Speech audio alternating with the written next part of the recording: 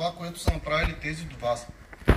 Вие тук сте най-добрите в цяла България и знам, че може да дадете повече от това, което считате, че може да направите.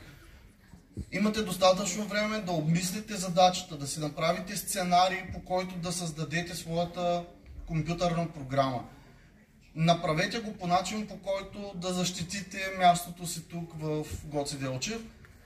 Не се притеснявайте за това как ще бъдат оценени работите ви. Тук на четвърти ред са настанени 8 човека от Националната комисия, които ще оценяват всяка една работа. Така че тя ще мине през много ръце преди да поставим окончателните точки. Пак казвам, не бързайте да ставате, имате 2 часа, направете това, което е най-добро за вас. Благодаря ви.